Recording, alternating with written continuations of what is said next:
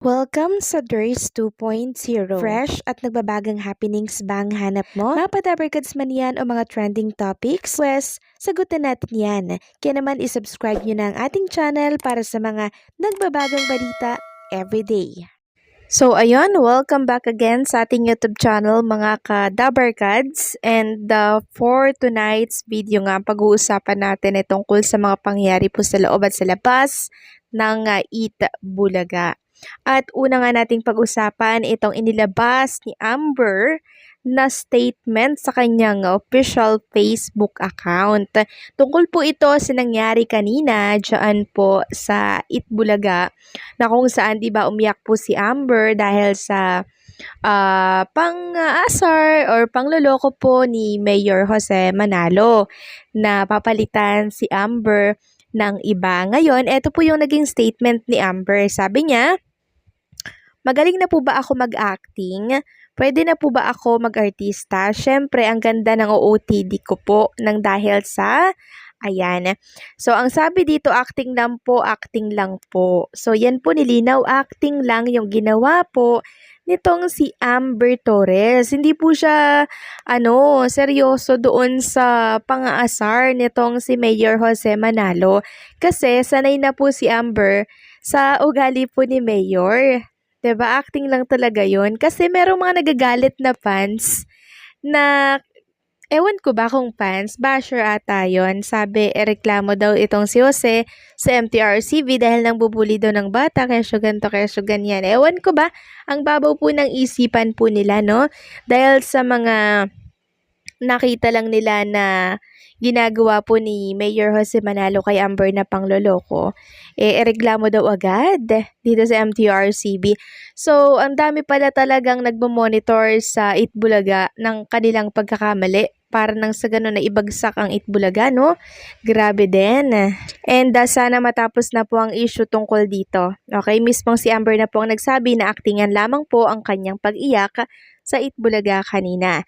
Samantalang si Tito Soto naman, 2 hours ago ay naglabas po ng kanyang pahayag. Sabi dito, bilang magulang, ayaw nating napapasama ang ating mga anak.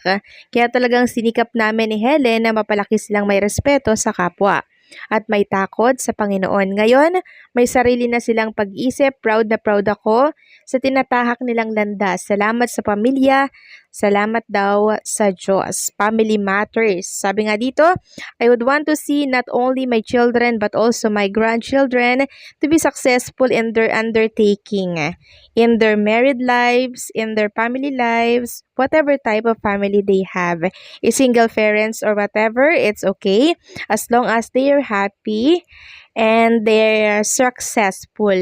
And syempre, si Tito Sen ay nag-post din po ng tungkol sa simbang gabi. Sabi niya dito, mga kababayan, simbang gabi na. Kasabay ng panalangin natin para sa payapang Kapaskuhan at masaganang bagong taon. Panalangin ko naman po ang inyong mas matibay na pagmamahal sa pamilya at mas taimtim ninyong pananampalataya sa Diyos. Mag-ingat, mag-enjoy. God bless mga kababayan.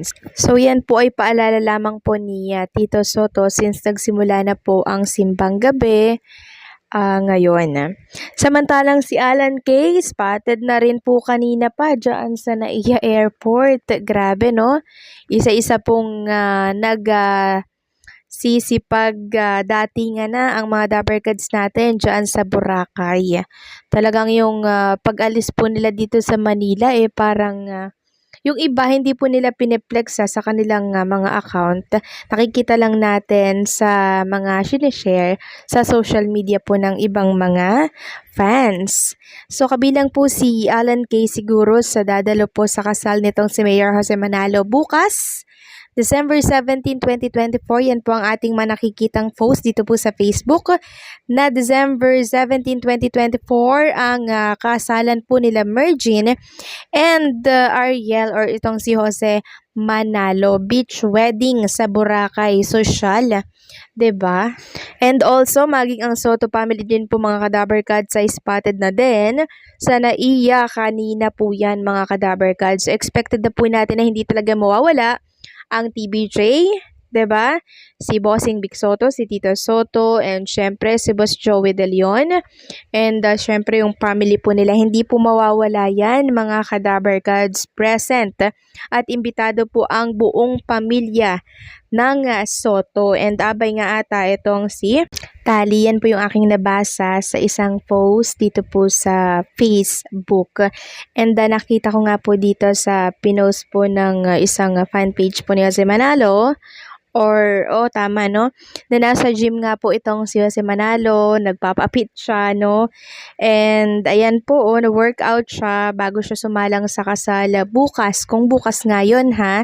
Kasi yan po ang aming mga nababasa dito po sa mundo ng social media dito po sa Facebook. Ibig sabihin, bukas mangyayari ang makasaysayang kasalan po ni Jose Manalo dyan sa Boracay. Kabilang ang mga Dabber Cats natin. Pero may mga SQ po na hindi ata makaka-attend like SQ Eunice, parang nasa ibang bansa siya. I don't think so. Basta tingnan na lang at abangan natin ang mangyayari po na kaganapan sa kasalan ni Jose and Mergen dito po sa Boracay. So grabe, parang long weekend ito, 'di ba? Para po kay Jose Manalo kasi pag kinasal siya bukas, mga Kadabar Cats, then hanggang Kapaskuhan, hanggang bagong taon, celebrate sila ng kanilang kasal, 'di ba? Ang social beach wedding. So sino-sino pa kaya ang imbitado dito? Syempre si Maine Mendoza present 'yan, 'di ba? Si Miles, si Riza May. Di po yan mawawala yung mga Kadabar Kids natin dyan. Syempre, present din si Ma'am Jenny F. dyan, for sure. Si Alan K. For sure talaga ay dadagong-dong ang Boracay sa beach wedding na magaganap ni Mayor Jose Manalo bukas, mga Kadabar Kids. Grabe po ito. Siguradong trending na naman ito sa lahat ng social media platform at maging sa mga news, online, at sa iba't iba pang mga site dyan. Siguradong si Mayor Jose Manalo ang pag-uusapan dito. Samantalang si Mergy naman po, mga Kadabar Gods, itong soon to be wife or soon to be Manalo ni Mayor Jose Manalo ay parang nakastay lang po siya sa isang hotel, nagpapa-beauty, nagpapa-pamper kasi gano'n naman talaga pag ikakasal ka, 'di ba?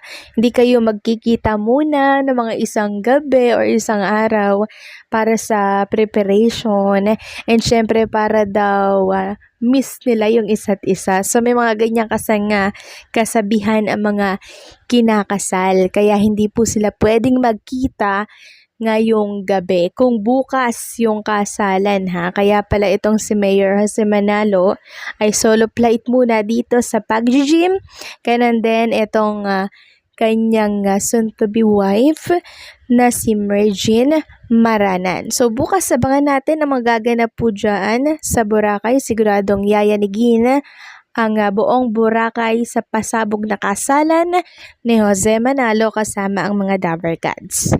So hanggang dito na lamang po ang update natin, mga Kadabar Cats. Maraming salamat po sa patuloy na pagsuporta, at kung hindi ka pa po nakasubscribe dito po sa Durs 2.0 na kayo, subscribe nyo na po yan para lagi kayong updated sa ating mga balita.